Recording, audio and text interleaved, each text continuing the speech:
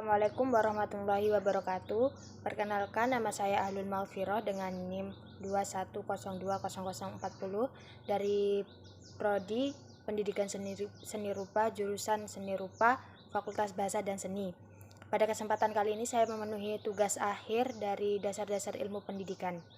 Adapun materi yang akan saya sampaikan mengenai 7 masalah pendidikan di Indonesia.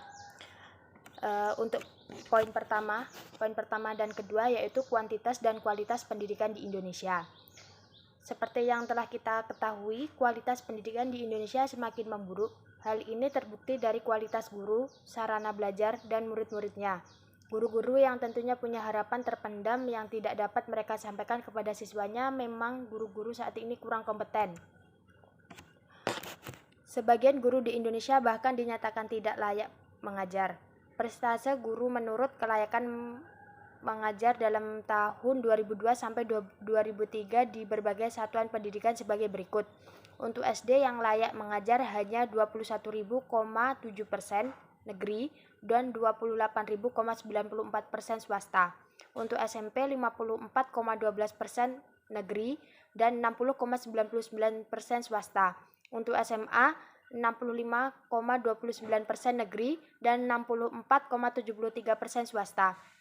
Serta untuk SMK yang layak mengajar 50,49% negeri dan 58,26% swasta.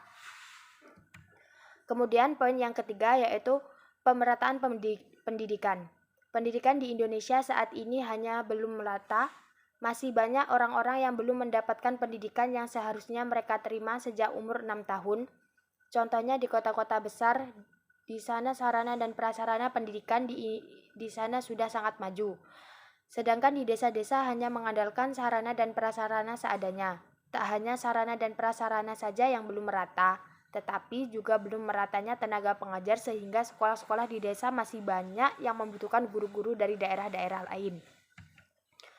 Banyak upaya yang bisa dilakukan pemerintah untuk meningkatkan pemerataan pendidikan di Indonesia, seperti menyediakan sekolah gratis mulai dari sekolah dasar hingga sekolah menengah ke atas, membangun sarana dan prasarana yang memadai termasuk sarana olahraga untuk setiap sekolah baik di perkotaan maupun perdesaan, sesuai kebutuhannya, memberikan kepada siswa yang berprestasi atau dari keluarga yang tidak mampu, dan yang terakhir memberikan subsidi untuk sekolah swasta yang diprioritaskan pada daerah-daerah yang mempunyai perekonomian lemah.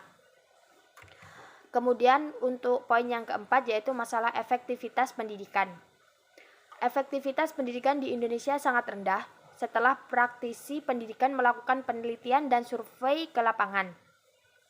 Salah satu penyebabnya adalah tidak adanya tujuan pendidikan yang jelas sebelum kegiatan pembelajaran dilaksanakan.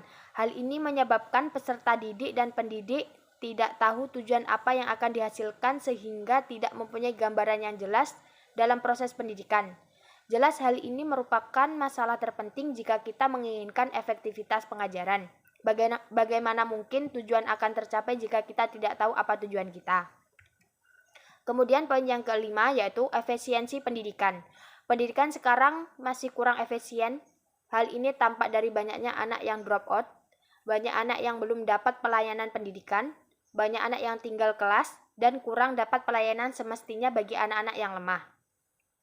Oleh karena itu, kita harus berusaha untuk menemukan cara agar pelaksanaan pendidikan menjadi efisien. Masalah efisiensi pendidikan mempersoalkan bagaimana suatu sistem pendidikan menggunakan sumber daya yang ada untuk mencapai tujuan pendidikan yang semestinya. Jika penggunaannya hemat dan tepat, sarana dikatakan efisiensinya tinggi. Kemudian untuk poin yang keenam yaitu masalah relevansi pendidikan. Relevansi pendidikan ini merupakan kesesuaian antara pendidikan dengan perkembangan di masyarakat. Misalnya, lembaga pendidikan tidak dapat mencetak lulusan yang siap pakai, tidak adanya kesesuaian antara output lulusan pendidikan dengan tuntutan perkembangan ekonomi.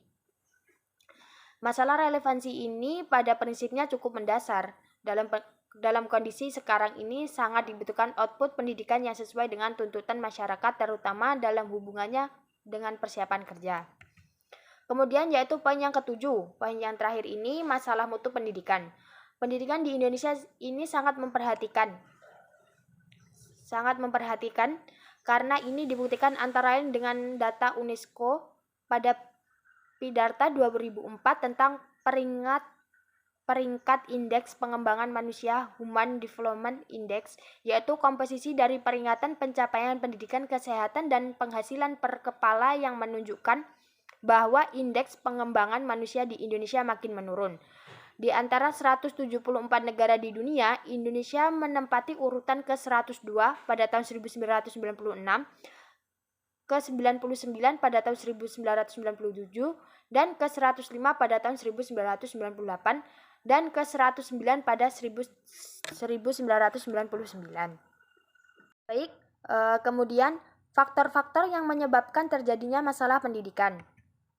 1. Faktor iptek.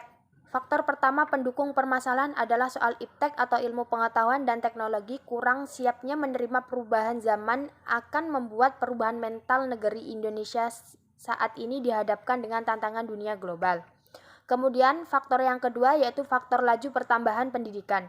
Laju pertumbuhan penduduk saat ini berjalan cukup pesat dan berpengaruh dalam pemerataan. Ada daerah yang sangat ramai seperti Jakarta dan kota besar lainnya.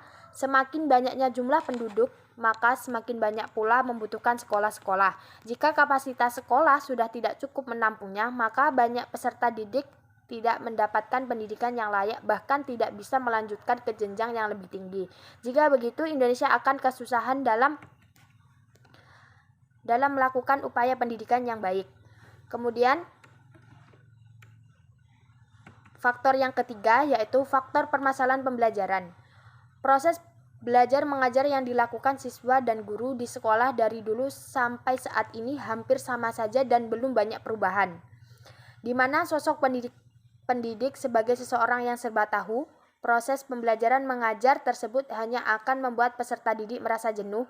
Jika sudah merasa jenuh, suasana belajar dan proses belajar mengajar terasa tidak menarik dan membosankan.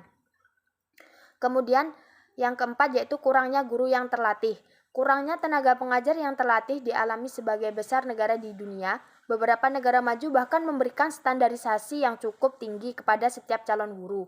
Standarisasi ini juga menuntut guru secara aktif mengembangkan potensi anak didik. Dengan begitu, proses belajar mengajar akan terasa lebih menyenangkan. Kemudian poin yang kelima yaitu faktor kurangnya dana ajar. Biaya pendidikan saat ini cukup mahal dan harus bertambah setiap tahunnya. Hal ini membuat masyarakat kurang mampu, sulit untuk mendapatkan edukasi yang layak. Di Indonesia, meskipun pemerintah menghilangkan biaya sampai SMA, namun masih ada dana informal yang harus dibayarkan. Kemudian faktor yang keenam yaitu faktor sarana dan prasarana. Faktor pendukung untuk mewujudkan suasana belajar yang nyaman bagi siswa karena minim gangguan dari luar seperti serangga atau suara yang bising. Di Indonesia ini sendiri masih banyak sekolah dengan keadaan yang memprihatinkan seperti atap bocor dan kelas yang kotor. Kemudian poin yang ketujuh yaitu apresiasi masyarakat. Kurangnya kesadaran dari masyarakat akan pentingnya sebuah pendidikan kini sangat rendah dan apresiasi kepada pemerintah yang kurang menjadikan pendidikan di Indonesia kurang maju. Selanjutnya yaitu mengatasi masalah pendidikan di Indonesia. Pada poin pertama yaitu pembaruan landasan yuridis. Pembaruan landasan yuridis, suatu pembaruan pendidikan yang sangat mendasar ialah pembaruan yang tertuju pada landasan yuridisnya. Karena pembaruan landasan yuridis berhubungan dengan hal-hal yang bersifat mendasar, fundamental, dan yang bersifat prinsipal. Dikatakan demikian karena landasan yuridis itu mendasari semua kegiatan pelaksanaan pendidikan dan mengenai hal-hal yang penting seperti komponen struktur pendidikan, kurikulum, pengelolaan, pengawasan, dan ketenagaan. Baik untuk poin yang kedua yaitu pembaruan kurikulum. Pembaruan kurikulum dan perangkat penunjangnya ada dua faktor yang pengendaliannya yang menentukan arah pembaruan kurikulum, yaitu yang sifatnya mempertahankan dan yang mengubah. Terutama yang pertama ialah landasan filosofis, yaitu falsafah bangsa Indonesia, yaitu Pancasila dan Undang-Undang 1945. Dan landasan historis mencakup unsur-unsur yang dari dulu hingga sekarang menguasai hajat hidup orang banyak. Sedangkan faktor pengendalian yang kedua yaitu yang bersifat mengubah ialah landasan sosial, berupa kekuatan sosial di masyarakat, dan landasan psikologis yaitu cara peserta peserta di dalam belajar. Mengenai hal ini banyak penemuan yang baru menopangnya. Kemudian pada poin yang ketiga yaitu pembaruan struktur pendidikan. Pembaruan struktur pendidikan, pembaruan pola masa studi termasuk pendidikan yang meliputi pembaruan jenjang dan jenis pendidikan serta lama waktu belajar pada satuan pendidikan. Sehubung dengan upaya peningkatan kualitas dan penyiapan tenaga yang lebih baik, pemerintah dengan melalui Undang-Undang Republik Indonesia Nomor 2 Tahun 1989 telah mengubah pendidikan dasar 6 tahun menjadi 9 tahun, PP RI Nomor 28 Tahun 1990 tentang pendidikan dasar. Menurut PP tersebut, pendidikan dasar yang dimaksud meliputi sekolah dasar 6 tahun dan 3 tahun sekolah lanjutan tingkat pertama. Kemudian poin yang keempat yaitu pembaruan pendidikan di luar sekolah. Pembaruan mengiringi perputaran zaman yang tak henti-hentinya, berputar sesuai dengan kurun waktu yang telah ditentukan. Kebutuhan akan layanan individual terhadap peserta didik dan perbaikan kesempatan belajar telah menjadikan pendorong utama timbulnya pembaruan pendidikan luar sekolah. Oleh karena itu, lembaga pendidikan luar sekolah harus mampu mengantisipasi perkembangan tersebut dengan terus-menerus dan mengupayakan suatu program yang sesuai dengan perkembangan anak, perkembangan zaman, situasi, kondisi, dan kebutuhan peserta didik. Kemudian pada poin yang terakhir atau poin yang kelima yaitu homeschooling. Sistem pendidikan homeschooling berangkat dari fakta bahwa setiap anak berbeda. Tidak semua anak cocok mengenyam pendidikan yang dilakukan di sekolah sambil duduk manis dan mendengarkan guru berbicara. Ada tipe anak yang menginginkan metode belajar berbeda yang memungkinkan mereka bisa bebas bergerak, bereksplorasi, dan tanpa menghilangkan esensi pendidikan yang dibutuhkan. Mungkin cukup itu mengenai materi yang saya bahas pada kesempatan kali ini. Kurang dan lebihnya saya mohon maaf. Saya akhiri. Wassalamualaikum warahmatullahi wabarakatuh.